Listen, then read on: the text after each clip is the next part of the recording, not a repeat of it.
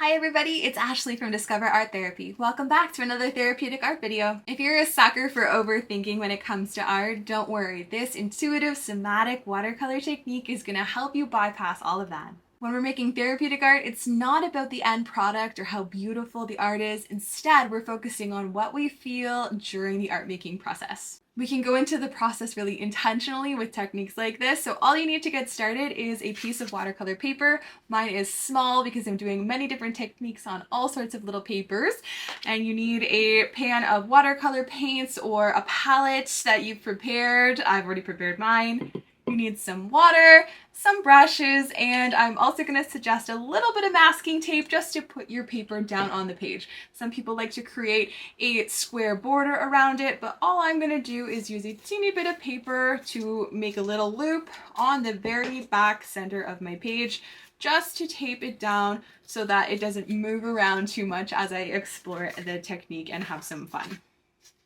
The best part about therapeutic art making is that there are no rules. So you can listen to what I say, but I also want you to follow your heart. So take whatever brush calls your fancy. Maybe you want a thicker one, maybe you want a thinner one, maybe you want a really big one like this one. But all you're going to do is choose a brush and choose the color that is calling your name first. You don't have to decide based on prettiness or on any sort of outcome. All we're going to do is focus on what's calling our heart.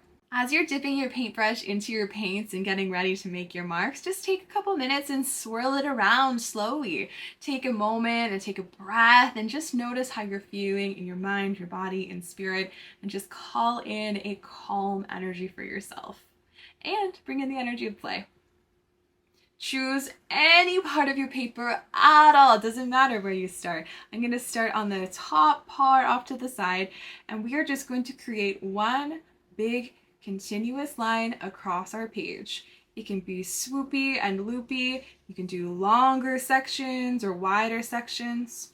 Perhaps there's a little bit of a spiral, but you're just going to create one big continuous line until the paint on your brush runs out.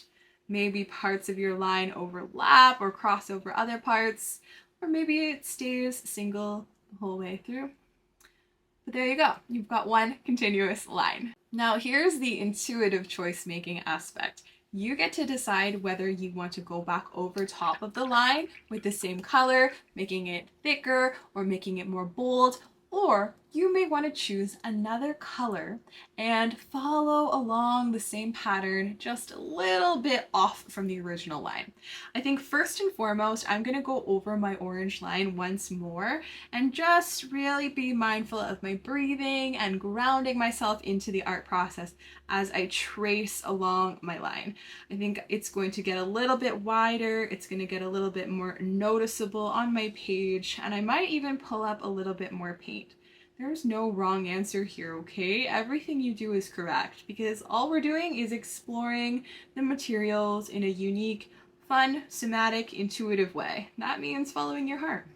My heart is calling me to outline my original line with contrasting colors, just filling up my light blue space with more vibrancy, noticing the way my brush moves on the page, hearing the sound the bristles make, and just calling in mindfulness as I create my continuous line. And there we have it, folks. Another intuitive somatic watercolor technique for you, the continuous line. I liked this technique. I actually had a lot of fun. I do this in all sorts of different materials. I do this with markers and tempera paint sticks. I do it all the time. So I am no stranger to this one. I find it very interesting because you do end up with something quite unique when you take a look at the end. Therapeutic art making is not about what you make and about the prettiness or the value of it, but sometimes it is nice to like what you make. When this one dries, you might even want to use a Sharpie or a Posca paint pen and do more outlining, make things bold, or make little designs in it as well. But you now have this tool in your back pocket for somatic watercolor and intuitive watercolor. As always, thank you so much for watching, thank you so much for making, and we'll see you again soon in the next video. Take care!